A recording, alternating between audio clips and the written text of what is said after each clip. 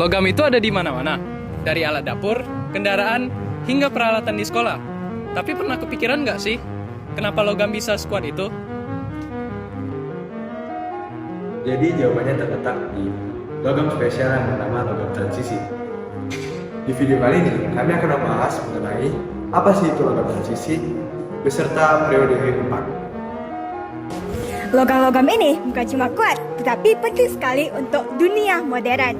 Dari bahan baja, magnet sampai baterai, mereka semua punya perannya masing-masing. Sebelum masuk ke penjelasan, kami ingin memperkenalkan kelompok kami terlebih dahulu. Kami dari kelompok dengan materi unsur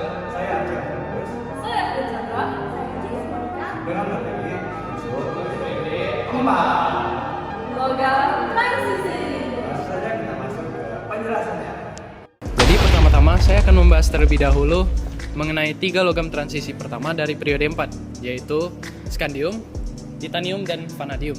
Yang pertama ada skandium. Skandium merupakan logam transisi lunak ringan yang berwarna putih keperakan. Permukaan dari unsur skandium ini dapat berubah menjadi kekuningan atau merah muda jika terkena udara. Skandium memiliki titik leleh sekitar 1541 derajat Celcius dan titik didihnya sekitar 2830 derajat Celcius. Secara kimia, skandium cukup reaktif, terutama pada suhu tinggi. Skandium dapat membentuk skandium oksida, yaitu Sc2O3, jika terpapar udara. Nah, karena ringan dan kuat, skandium banyak dipakai di dunia penerbangan dan olahraga. Misalnya, untuk rangka pesawat. Skandium juga digunakan sebagai filamen lampu yang memiliki intensitas tinggi. Meskipun memiliki beberapa kegunaan, skandium ini ternyata juga bersifat karsinogenik, yaitu dapat menyebabkan kanker dan dapat merusak hati jika terakumulasi dalam tubuh manusia, serta dapat menimbulkan efek negatif pada lingkungan seperti pencemaran tanah dan air. Selanjutnya yaitu unsur titanium. Titanium merupakan logam transisi yang ringan, kuat, dan tahan korosi dengan warna putih keperakan. Titanium ini memiliki titik leleh sekitar 1668 derajat Celcius dan titik didihnya sekitar 3287 derajat Celcius. Titanium ini secara kimia bisa bereaksi dengan oksigen dan membentuk lapisan pelindung, yaitu titanium dioksida yang melindunginya dari karat. Karena kekuatannya yang tinggi dan bobotnya yang ringan, titanium ini digunakan sebagai bahan untuk pesawat terbang dan kapal selam. Bahkan implan medis, contohnya seperti implan gigi dan penyambung tulang. Tetapi ada juga dampak negatif dari unsur titanium ini, yaitu dapat mengganggu sistem pernapasan jika terpapar berlebihan dan dapat mudah terbakar. Nah, yang ketiga yaitu unsur vanadium. Vanadium merupakan logam berwarna abu-abu keperakan yang keras dengan titik lelehnya itu sekitar 1910 derajat Celcius dan titik didihnya itu sekitar 3407 derajat Celcius. Vanadium memiliki ketahanan korosi yang baik terhadap alkali, asam sulfat, dan asam klorida. Secara kimia, vanadium bersifat cukup reaktif.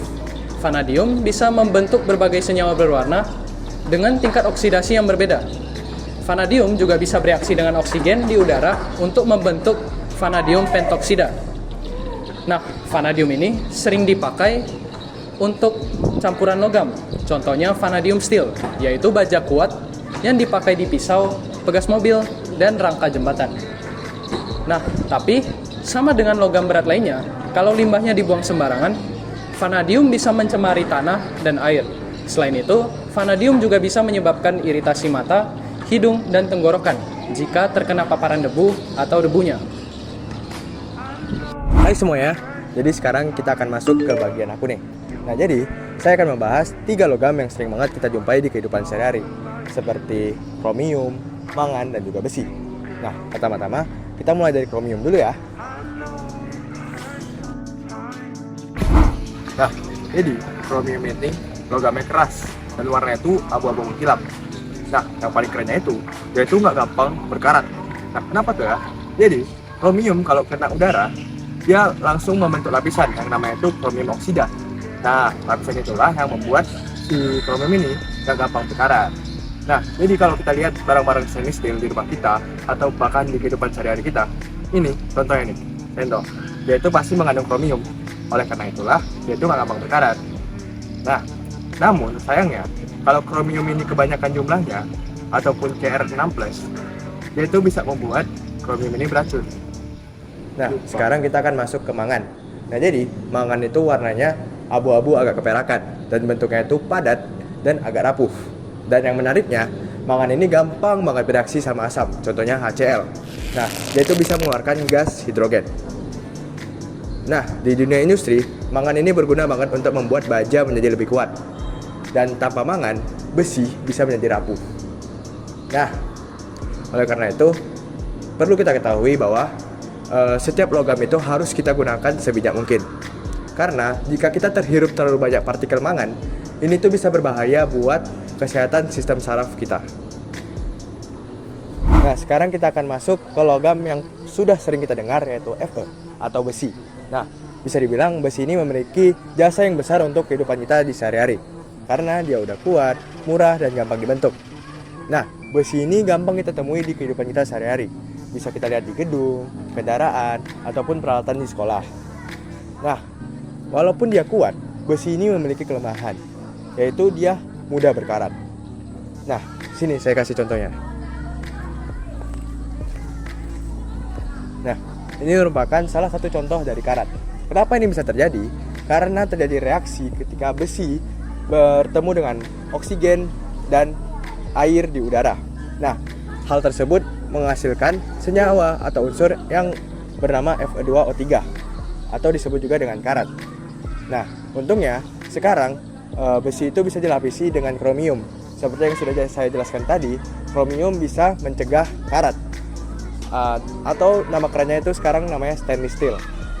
Nah, hal keren lainnya, zat besi ini juga terdapat di tubuh kita, yaitu dia terletak di sel darah merah yang bertugas untuk menghantarkan oksigen ke seluruh tubuh. Nah, sekarang saya akan membahas unsur kobalt dan juga unsur nikel. Nah, kedua unsur ini sangat penting untuk kita pelajari karena sifat dan kegunaannya lumayan mirip. Saya akan menjelaskan satu persatu. Dimulai dari unsur kobalt dengan nomor atom 27, golongan logam transisi atau 9B.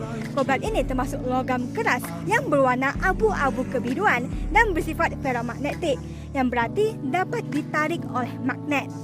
Nah, titik leleh dari unsur kobalt itu adalah sekitar 1495 derajat Celcius. Yang menariknya adalah isotop kobalt 60 juga dapat digunakan dalam dunia medis, seperti dapat digunakan untuk terapi radiasi kanker.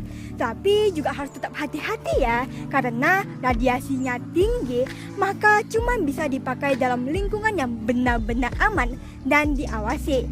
Nah, dampak yang bikin bahayanya itu adalah ketika terlalu banyak kobalt di dalam lingkungan, maka dapat mencemari lingkungan dan membahayakan makhluk hidup.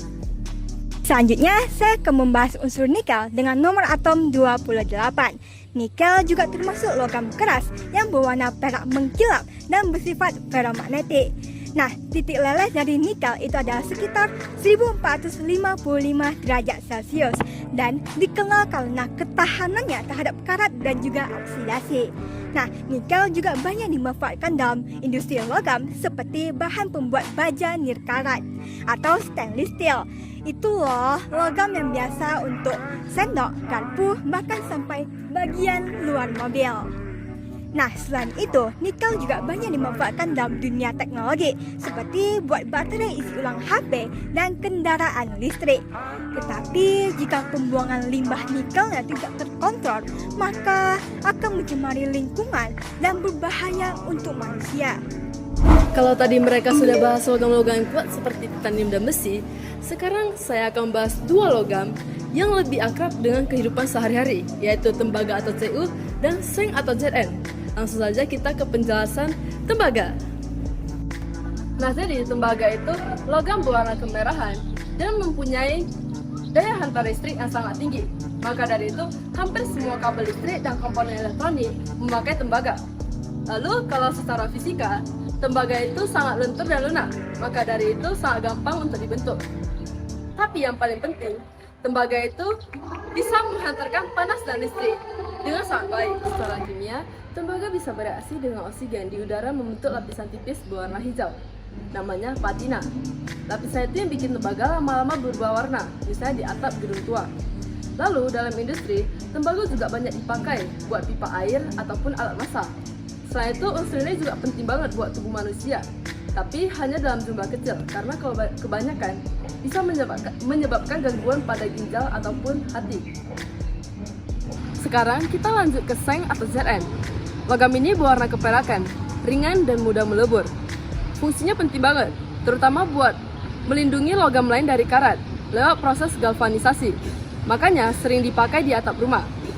Secara kimia, seng bisa bereaksi dengan asam menghasilkan gas hidrogen. Dan banyak juga dipakai buat baterai kering seperti baterai AA.